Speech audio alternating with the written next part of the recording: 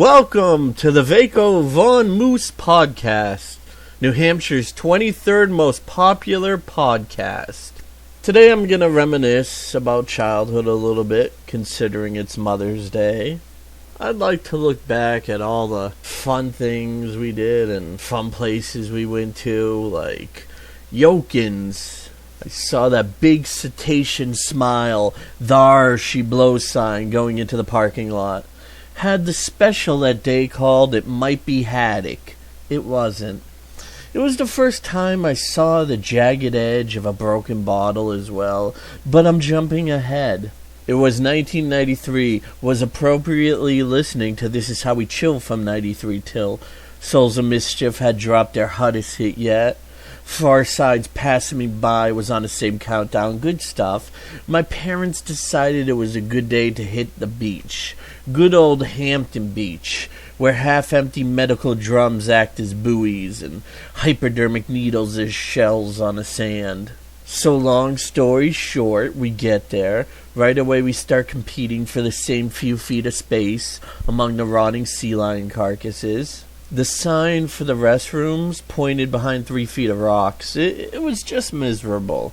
I wanted to see how far I could swim out, maybe run into some Somalian pirates, hijack relief supplies with them and flip it on eBay, although shipping costs have gotten pretty high.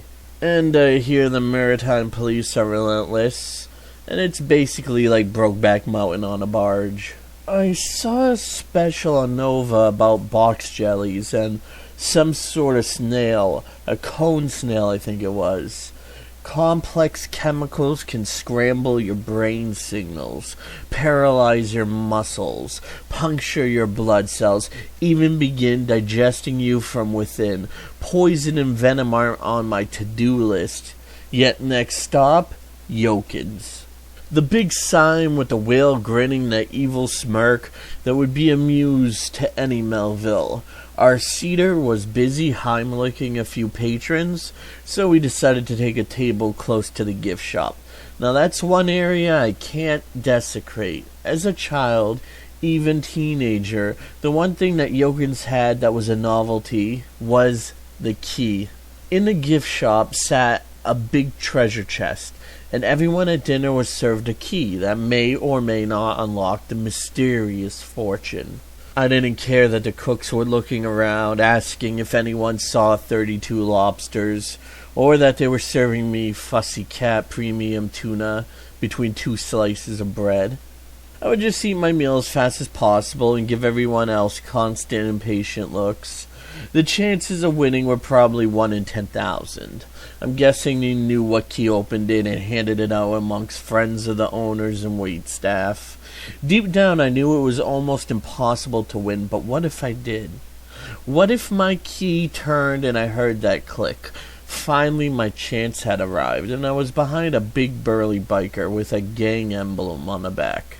Not the most famous of biker gangs, but one I had heard of. Surprisingly enough, he had 2 spoiled kids that were whining and trying their keys over and over again. After 10 minutes, I said, "Hey, can you give someone else a try?" The biker gent wasn't too keen on my request and told me to shut up and that they weren't finished. I sighed and waited another 20 before I pushed them aside a little bit, and I tried my key. It had happened. My lucky day had arrived. It opened without hesitation. My key had worked. I let out a crazed chortle, like the Riddler from the old Batman TV series. Frank Gorshin, not that bored John Astin, although he was good in a lot of other things like Mr. Boogedy. So I'm cackling hysterically with full animation and look over to see those 2 kids bawling. They're crying in disbelief and they're looking at their dad. I wouldn't stop my parade of joy, which just enraged him more and more. He slammed his cores down on the table and split the bottle in 2. He held it to my throat with a shaking hand. I knew my time was up, but I wasn't even that scared. I had completed the top of my bucket list. I had opened the treasure chest at Yokins. Why would I want to experience the heartbreak of a failed marriage or the dissatisfaction of a job beneath my abilities? I leaned back my head and exposed my neck more, taunting him when I heard, "Thar she blows." I think I was more annoyed at someone repeating the sign slogan than I was at the attempt to end my life. But it wasn't someone in the parking lot reciting the slogan. It was one of the garçons pointing at a lady puking all over the table.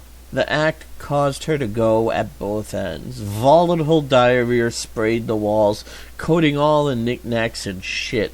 Beautiful paintings of wharves and lighthouses now saturated in defecation, to which the biker yelled, "Honey!" and ran at her in a panic. Turns out it was his girlfriend or wife, and left me to reach inside the treasure chest and grab my prize, a coupon for 10% off my next meal at Yokin's. M. Night couldn't have created a more heinous and frightful finale twist. I was enraged. My childhood dreams were shattered. I grabbed those pompous brats and I stuffed them in the empty chest and slammed down the cover. It made me feel slightly better knowing that the biker and his food-poisoned lover would have to order at least 50 more meals before finding the right key to unlock their children. So I browsed the rest of the gift shop, ended up purchasing a horseshoe ring puzzle. The puzzle is crafted from 2 horseshoes, with a bit of chain welded between them, suspending a small solid ring in the middle. The goal is to remove the ring from between 2 horseshoes. I wasn't able to for quite a while, and it led to early bouts of depression and ample amounts of medication. Anyhow, I'll miss Yokins throughout life. For better or worse, it stood out for me. But BG's Boathouse serves much better platters if I'm ever up for seafood. Another place I loved was Santa's Village. You know? What kid wouldn't enjoy going to a Christmas-themed amusement park? Especially one with a dismembered talking reindeer head that greeted you on your entrance. A mechanical Rudolph head in a box, never breaking character, wishing everyone a fun time, except for when I walked in. Instead of a warm hello, he asked if I would be able to spell Kangamangas Highway correctly if my family's lives depended on it. I said, I don't know, and I got teary-eyed. So he asked if I'd be interested in land. I said, I suppose so. He told me he was good friends with the demon Astaroth, and he could get me a discount timeshare in Western Hell. I was like, what are you talking about, Rudolph? Then my parents and siblings arrived and said, "Hi, Rudolph," to which he replied, "Hello, have a marvelous day at Santa's Village." We walked into the park and went on a few normal rides like the teacups and merry-go-round before looking for more exotic rides like the flume and bumper cars. As we crossed the wooden bridge, I noticed a pack of feral kids wielding sharpened candy canes from below. I grew suspicious right away, but I was having fun, so I tried to overlook it. The flume ride was fun. After flying down the biggest slide in the log, I used to like reaching in the water and splashing myself repeatedly till I was soaking wet. I would get off the ride drenched.